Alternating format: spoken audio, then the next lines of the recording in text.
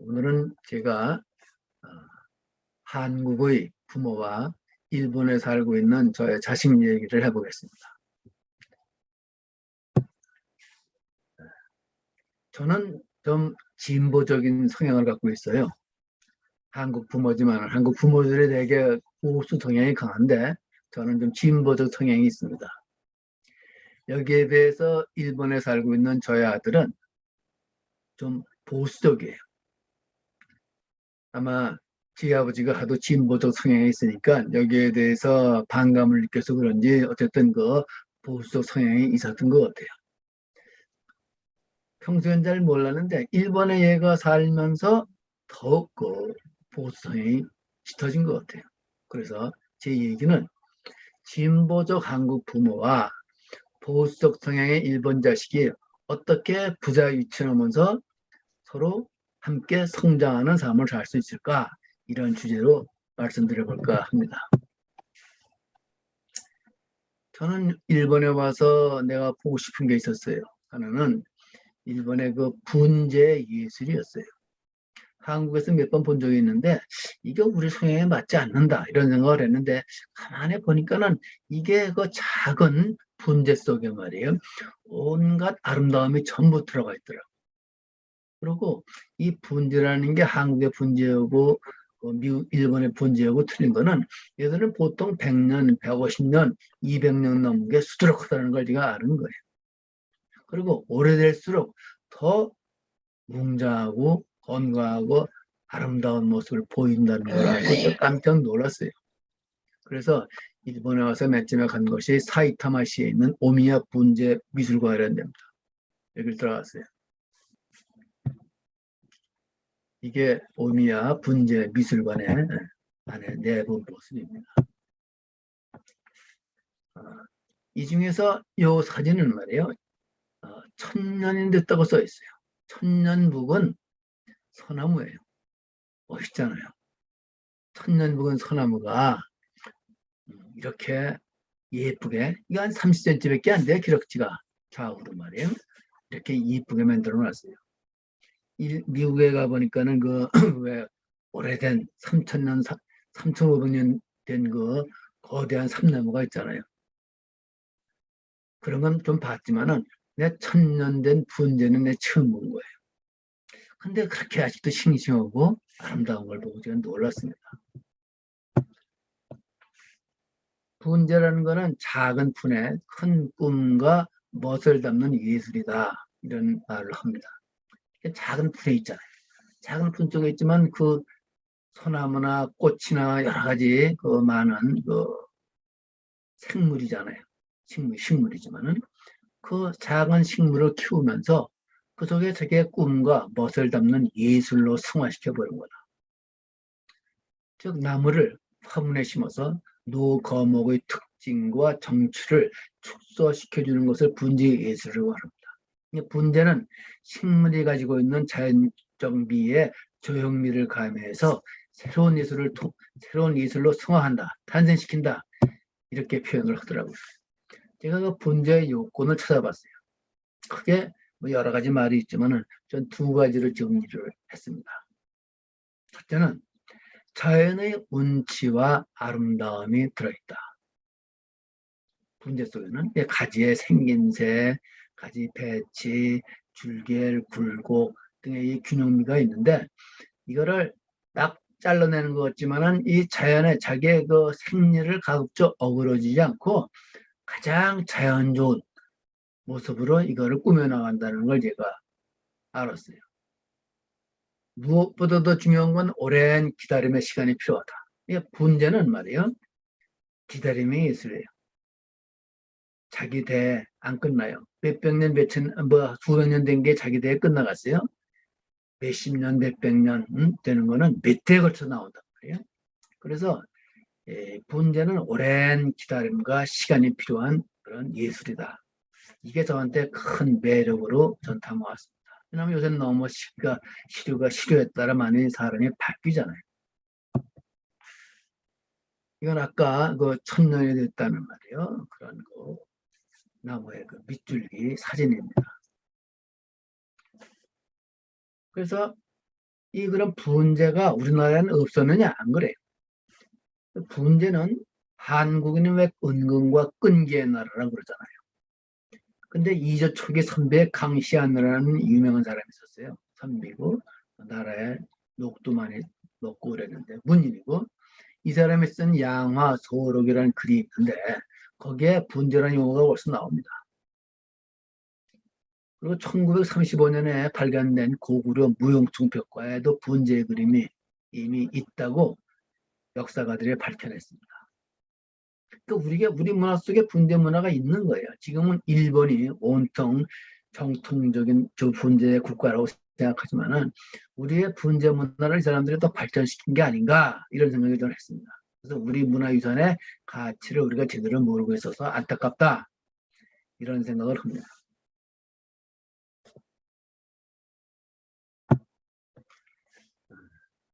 이런 분재의 얘기를 먼저 앞에 깔고, 그 다음에 일본에 와서 부닥친 여러 가지. 우리 아이도 이제 40대 이제 중반이 됐으니까는 자기 생각이 있을 거 아니에요. 옛날에 한국에 있을 때는 그런 갈등이 별로 없었어요. 있어도 아버지가 누르는 것만이니까. 응? 근데 이제 일본에 와서 10한 4, 5년 살고, 이러다 보니까는 또 혼자서 독립해서 살고 있다 보니까는 자기 나름대로 생각이 있지 않겠습니까? 더군다나 얘는 대학생에 있단 말이에요. 그리고 일본에 있으면서 일본말을 좀 하니까 일본의 NHK 등 많은 방송을 듣습니다. 나는 일본말 잘 모르잖아요. 물론 책은 좀 보지만은 말을 못 알아듣으니까 일본 방송을 전 잘 못 듣습니다. 그러니까 나는 그 대신 이제 미국 사정도 알고 있고, 뭐 독일 사정도 어느 정도 알고 있고, 한국 사정은 물론 많이 알고 있죠. 그러니까는 서로 10여 년간 서로 헤어지면서 한국 부모는 한국 부모대로 성장을 했고, 일본 자식 세대는 자식 세대로 자기들의 입장이 있는 거예요. 의견 차이는 있을 수밖에 없는 거고, 이걸 좀 인정하고 들어가야 된다고 생각을 합니다. 그 갈등의 핵심이 뭐냐?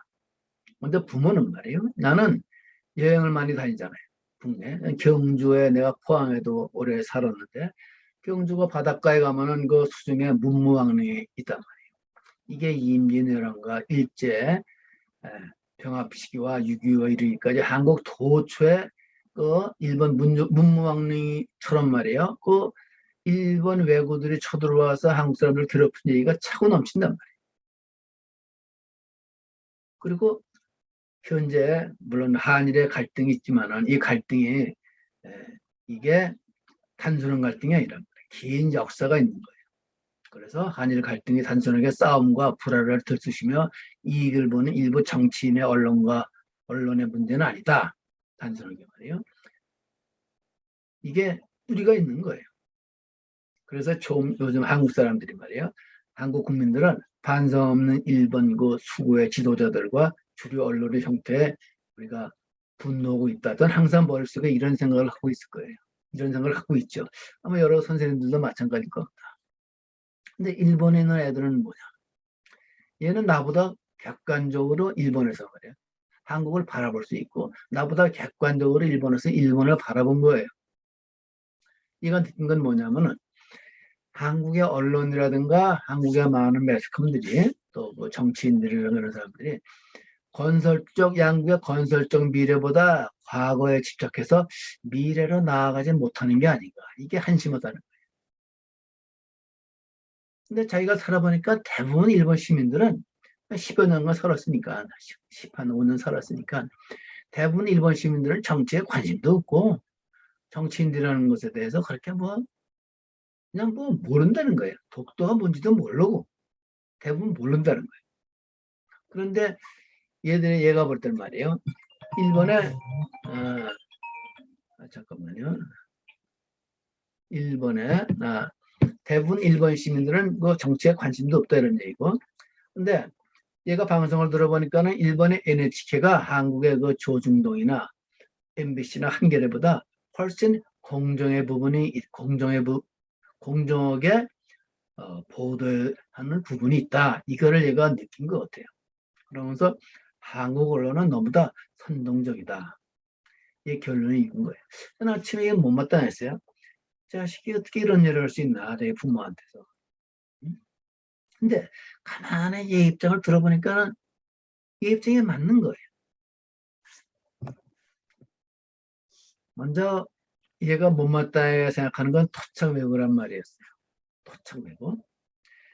얘가 한국 사람들 만나서 자기의 양심적인 얘기를 이렇게 하면은 너 토착외고 아니냐 뭐 이런 말을 하는 모양이죠. 근데 내가 그래서 찾아봤어요. 토착외고라는 게 무슨 말이냐. 이거는 뜬구름 같은 영화를 얻고자 일본과 이런저런 조약을 체결하고 그 틈에서 몰래 사익을 얻는 자 혹은 일본의 앞잡이 노릇을 하는 고위 관료층 암암리의 흉계를 숨기고 터무니없는 말로 일본을 위해 선동하는 자 일본의 침략 행위와 내정 간섭을 지지한 정치인, 언론인 등을 가리킨다. 자기는 전혀 그런 사람이 아니라는 거죠. 객관적으로 세계의 평화 입장, 한국과 일본의 설린을 하는 입장에서 자기 생각을 봤는데 그런 얘기를 하니까는 잘못 이해를 해가지고 이런 얘기를 들을 수도 있다. 물론 자기가 좀 이런 얘기를 들었다는 건 아닌 것 같은데 어쨌든 우리가 종북 좌빨이라는 얘기를 쉽게 하면 기분 나쁘잖아요. 그거 마찬가지로 토착이 그런 말도 이렇게 쉽게 하면 안 되겠구나 한 걸 내가 느꼈어요. 그래서 내가 나름대로 생각을 한 거예요. 부자 유친으로 가는 길이 있다. 부모와 자식이 당연히 틀리죠. 나는 1940년대 태어나고 얘는 1970년대 후반에 태어나는데 어떻게 같습니까? 그래서 한국 부모와 일본 자식이 서로 공감하고 동의하는 부분이 뭐가 있을까? 좀 틀린 부분도 있단 말이에요. 틀린 부분이 있으면은 서로 같지 않더라도 화목할 수 있는 거 있을 것이다. 그래서 한국 부모와 일본 자식이 서로 공감하고 동의를 하고 동의하지 못하는 부분은 화해부동하면 될 게 아니냐. 그래서 더 깊은 통찰의 세계로 나아가자. 이게 내 기본적인 생각 배경이 되겠습니다. 나가 얘하고 얘기를 며칠을 하면서 느끼는 게 이런 거예요. 부모 입장이죠. 부모는 말이에요. 자기 자식들이 유명한 사람이 되는 것보다 평범한 삶 속에서 시민의 한 사람으로 건강하게 살아가면 저는 그게 만족을 한다는 걸 내가 알겠어요. 처음엔 얘가 일본에 뭐 유명한 동경대학 가서 학위를 따고 어쩌고 해서 해외에 뭐 발표도 하러 나오고 그러니까 정말 얘가 좀 대단한 사람이 됐으면 좋겠다 이런 생각을 갖고 있지만 내 생각에 좀 더 달아보니까 그게 아니야. 얘가 자식이 셋이 있는데 걔를 기르면서 허덕허덕 살고 있다. 이런 애한테 너무 큰 걸 기대하는 건 말이 안 된다. 그냥 건강하게 행복하게 살면 되겠다. 이게 내 생각인데 이 아이도 부모에게 바라는 생각은 비슷하다는 걸 내가 느낀 거예요.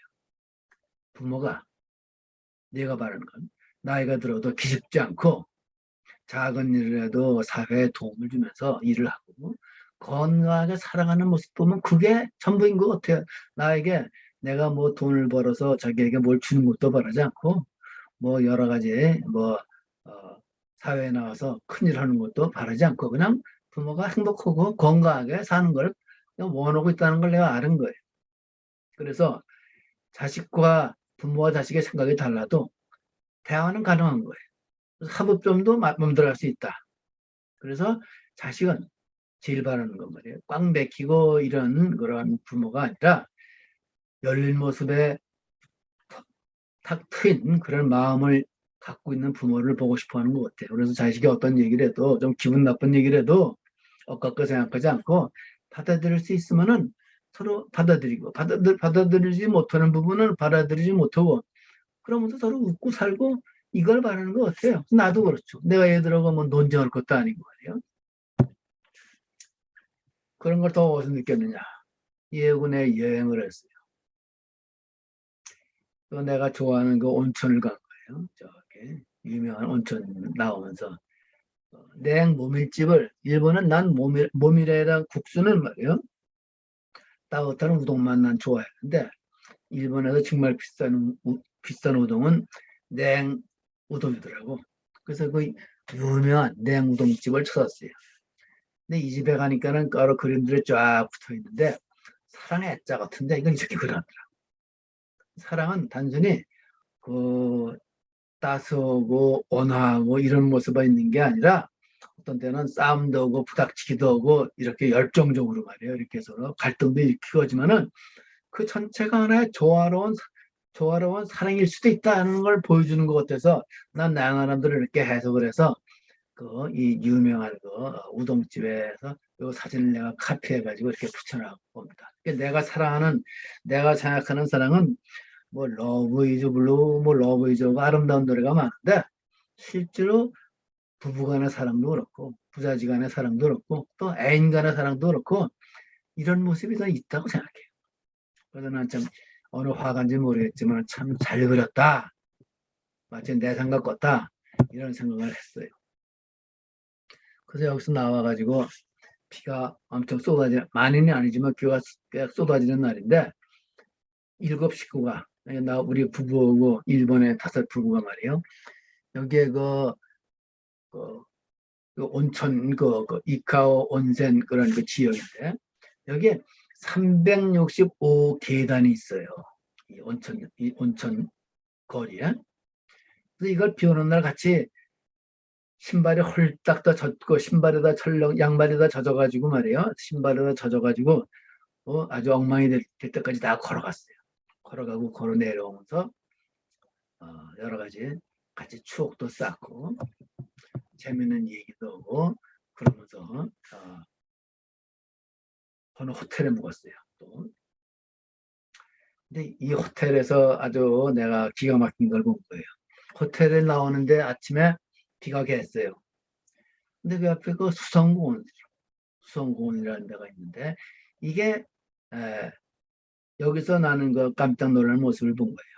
물론 그 오른쪽을 보면은 그 공원에 호수가 있어요.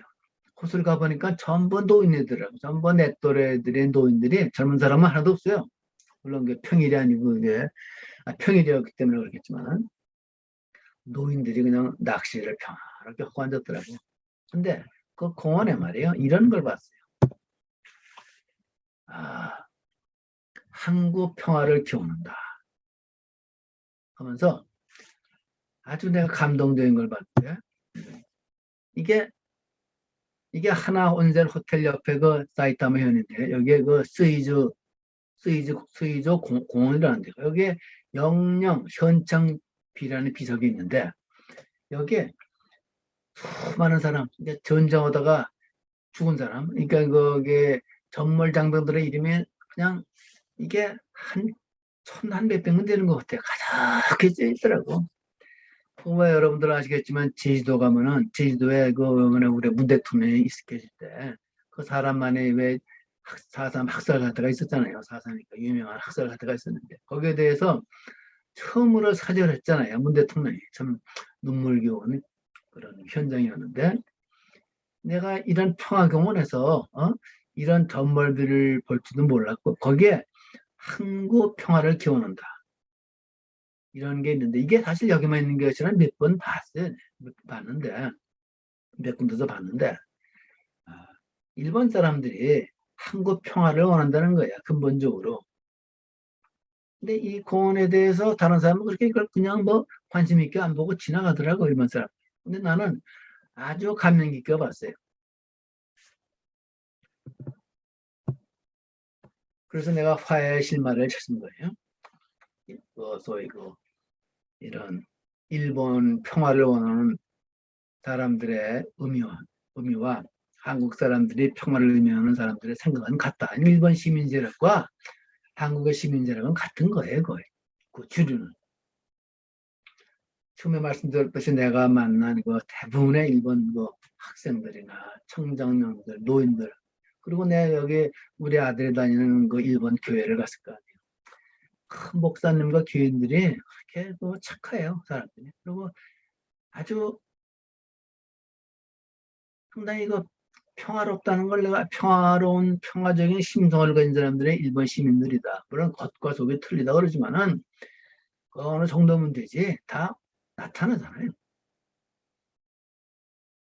그래서 이런 일본의 어떤 평화적인 지향을 하는 사람들에게 그런 사람들에게 일본을 좀 편든다 그래가지고 객관적으로 세상을 바라보려고 노력하는 사람들은 토착내고 프레임은 절대로 씌우면 안 되겠다 이런 생각을 했어요. 그리고 사람은 틀리단 말이에요. 부부도 마찬가지고 자식도 틀려요. 그래서 모두가 같으면 재미가 없는 거고 서로 당연히 달라야지 이게 세상이 돌아가는 거 아니겠습니까? 서로 다름을 축복으로 생각하고 그렇게 같이 더불어 살아가는 지혜를 만들어가자. 다만 단호하게 일본처럼 우리나라 이렇게 침략을 하겠다, 침공을 하겠다 이런 데는 단호하게 대처를 해야 됩니다. 의심할 거 없이. 그렇지만은 경제라든가 무슨 여러 가지 문화라든가 이런 측면에서는 우리가 서로 협동하고 서로 협력하고 서로 의견을 서로 잘 토론하면서 살아야 된다. 그래서 내 혼자 내심으로 결정을 했습니다. 이게 마지막입니다. 근본적으로 세대 차이는 존재할 수밖에 없다. 그 점을 먼저 인정을 해야 됩니다. 그러나 갈등을 피하지는 말자. 서로 다름과 갈등을 직면하고 앞으로 나가자. 이래야 이거 마음에 응어리가 없잖아요. 나도 아들하고 좀 싸우고 나서 내가 야단도 쳤지. 야 임마 그따위 소리 하려고 그러면 말이야. 내가 2층으로 올라간다. 이런 말까지 했어요. 근데 가만히 생각하니까 그럴 필요가 없는 거야. 서로 다름과 갈등을 직면하고 갈등을 서로 말이에요. 해결하는 길을 나가야 된다. 그러면 뭘 생각을 해야 되느냐? 무엇이 더 소중한가를 생각하자. 왜 우리나라 영화에도 무엇이 더 중요한데 이런 거 대사가 있잖아요. 그래서 아들과 얘기 속에 어떤 역사에 대한 생각, 한국 역사죠. 사회 정의에 대한 생각, 이념에 대한 생각, 연금 문제 이게 의견 차이가 한둘이 아닌 거예요. 근데 이런 차이는 항상 존재할 수밖에 없는 거고 이 많은 견해 차이가 부자 유친의 가치보다 더 중요하진 않다. 응? 부자 유친의 가치보다 일반 가정에서 더 중요한 건 없는 거예요. 부부 간의 서로 평화보다 더 중요한 가치는 없는 거예요. 그래서 이런 무엇이 더 소중한가? 이거는 부자 유친의 가치가 가장 소중하다는 생각을 갖고 상호 이해를 넓혀가면서 창조적인 해결책을 찾아보자. 내 아들한테 얘기는 하지 않았지만 내 마음속으로 이렇게 생각을 한 거예요. 그리고 타협점이 없을 수가 있어요. 연금 문제 같은 거 예고나고 해결이 안 될 것 같아요. 타협점이 없으면 적당한 선에서 휴전을 하자. 그리고 기다려보자. 그 아까 맨 처음에 내가 일본의 그 원자의 분재 얘기를 했는데 그 200년, 300년 뭐 수턱에 기다리잖아요. 내가 뭐 한 1, 20년, 10년 못 기다리겠습니까? 기다려보고 서로 더 나은 해결책을 찾아보자. 이렇게 생각을 하면서 제가 자식과의 어떤 갈등 문제를 해결하고 요즘 사실 참 좋아요. 같이 나 차 태우고 잘 데리고 다니기도 하고 앞으로 20살까지 내 생각에는 우리 그 부자 시간은 부자 유치를 유지하면서 행복한 여행 생활을 할 수 있지 않을까 이런 생각을 합니다. 오늘 강의는 이걸로 마칩니다.